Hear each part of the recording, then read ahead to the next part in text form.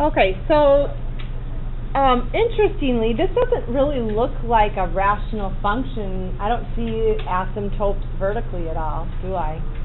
But sometimes this ends up happening because if I look for zeros of the denominator, for instance, at first I might think, well, yeah, when it's -1. But no, what happens when we square -1? Yeah, so there are no vertical asymptotes here, and that's possible sometimes. If the denominator cannot be 0, then that just means there's no vertical asymptotes, and that's backed up by what I see on the graph there. So it says to find the vertical and horizontal asymptotes. We're going to write that there are no vertical asymptotes. And if you want, just so when you refer to this later, let's write y, because x squared plus 1 is never going to equal 0. Alright, so I think you can see that there is a end behavior horizontal, hopefully. Does anybody know what it is? Why is it 1? Good. So yesterday or 2 days ago, we said when the degrees were equal on top and bottom, they are both degree 2 polynomials. To find the end behavior horizontal asymptote, I divide the leading coefficient.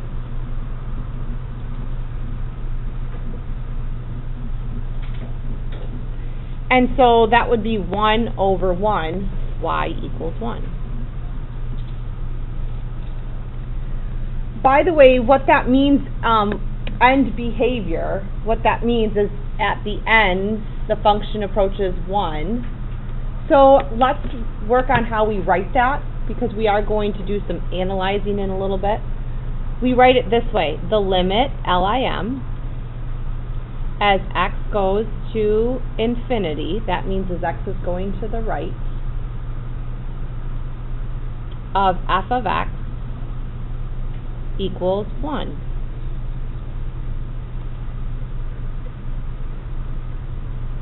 Let's do the other one.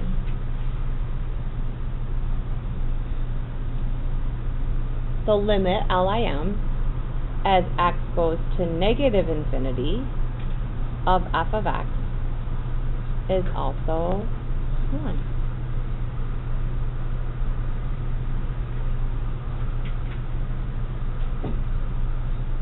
Okay, question? Do you have to put like the minus and the plus above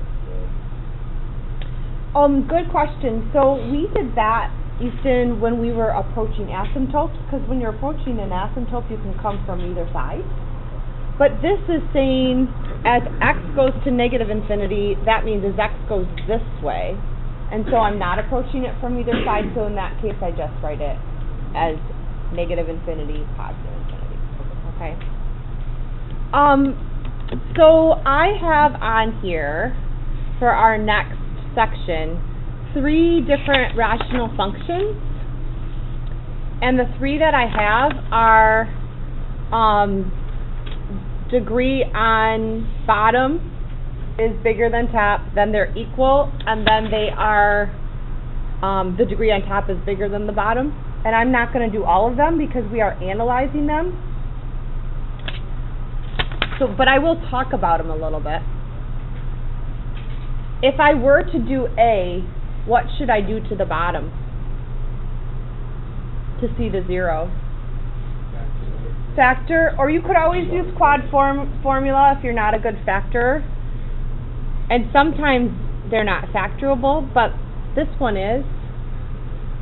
What does x squared minus 2x minus 3 factor into? Good. Okay. So I'm going to just talk us through this a little bit. First of all, what's the horizontal asymptote of this? Y equals 0. Good. Because degree on top is smaller than bottom. What are the vertical asymptotes?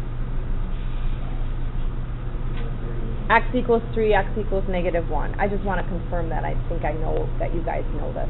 What's the x-intercept? X equals 2. How did you find that, Eden? He made the numerator 0. And then what would be the y-intercept? I can write that down. And you can put it in either expression if you want, okay? On the top I'd get -2 over -3, which is 2/3.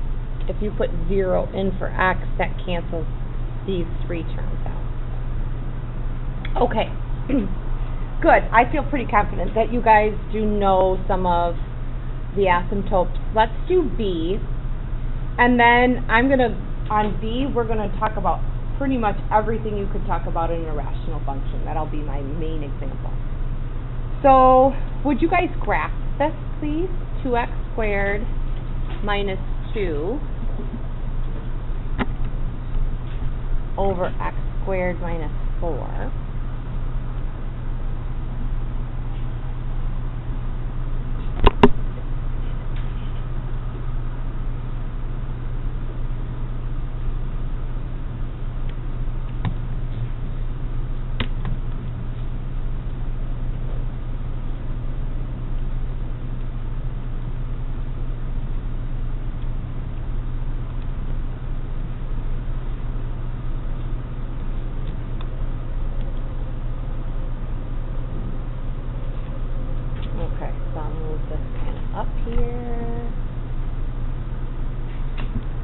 Alright, so let's find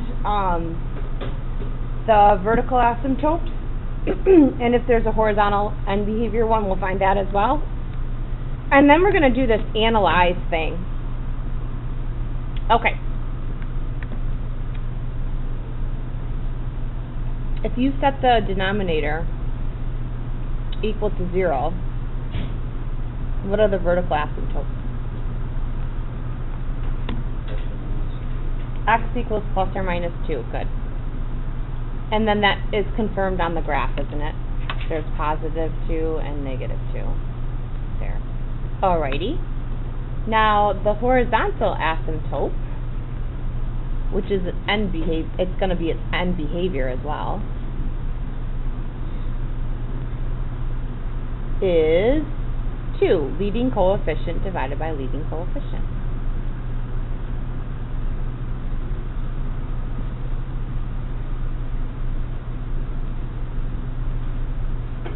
What's its x-intercept?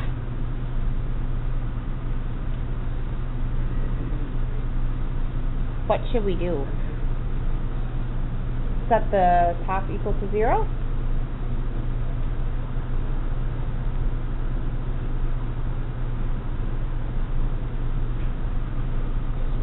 You're right by Molly there. Okay, so I add 2. Ooh, it's x squared equals 1, so you're right, there's 2 x-intercepts, aren't there? Plus or minus 1. So I'm going to write those as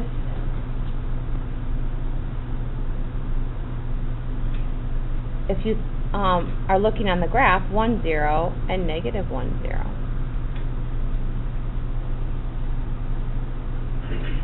On the graph, this it crosses the x-axis at 1, 0 and negative 1, 0.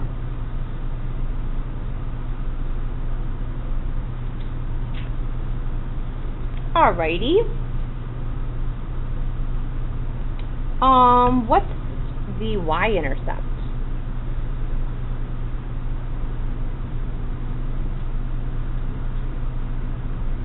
So let's plug in f of 0. That would cancel these two terms, and I'd be left with negative 2 over negative 4, which is 1/2.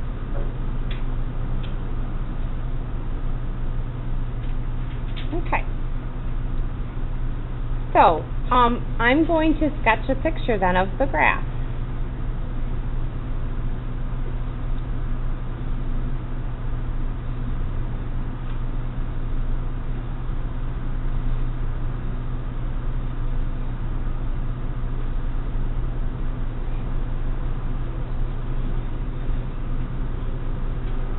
And I want to make sure that I address these 4 things on my graph. It doesn't have to be a perfect picture, and you can use your calculator to help.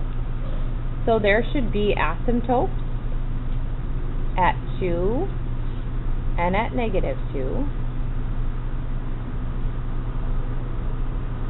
When we're looking up here, these pieces should be approaching y equals 2, because that's its horizontal end behavior asymptote.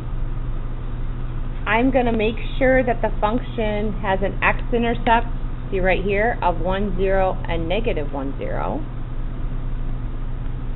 And the y-intercept is 0, 1/2, so there's the point 0, 1/2. And so that guides that middle piece for me.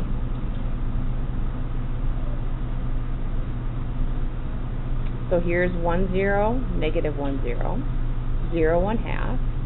And then so I have a guideline for my other pieces. My other pieces then are not going to go below the line y equals 2.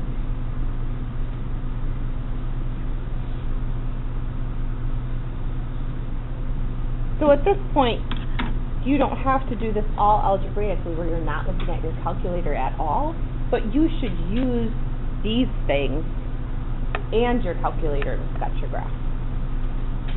Okay, so we have not done a lot of analyzing yet this year. Analyzing really just talks about a lot of the things we talked about in chapter 1, like domain and range and all that stuff. So for just letter B, I'm going to go through that because I think I asked you to do that on a couple questions tonight on your homework. So you guys still have your graph up?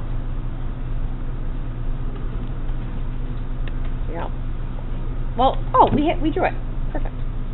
You don't need it up. All right, domain. Well, there's 2 asymptotes. So I would write -infinity to, what's this one?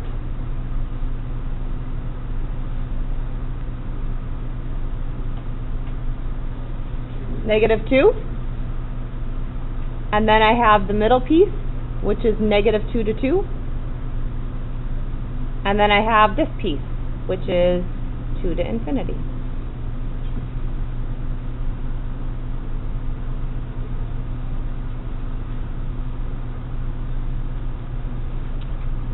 Now, sometimes with the horizontal asymptote, sometimes we've seen yesterday that it crosses in the middle. If that happens, then we write all real numbers. This one does not cross the horizontal asymptote in the middle. So for the range, we're going to write from bottom to top -infinity to 2, meaning this value of 2, and 2 to infinity. Okay. Overall, is this function continuous? No, wouldn't you have to pick up your pencil at the... All right. But in each piece, is it continuous? Yeah, so I'm going to say this is continuous on its domain. Because in each little piece of its domain, in those 3 little pieces, it was continuous in each of those sections. Okay. What are some other things we studied? Are there any extrema in this function?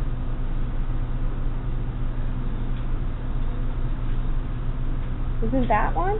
What is that? A local max. Local maximum. Okay. One of the other things we talked about was symmetry. Does this have symmetry? Yeah, reflection symmetry, or what's another name for that, did we say, when it goes down the middle? It's an even function.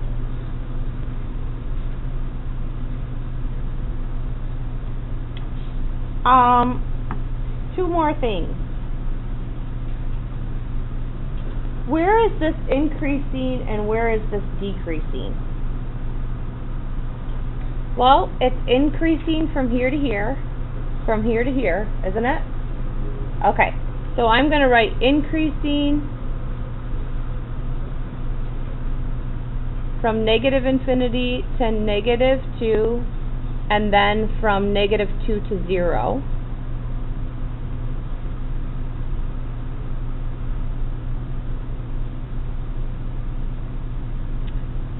And then up here, I'll just write then, this is decreasing from 0 to 2 and 2 to infinity.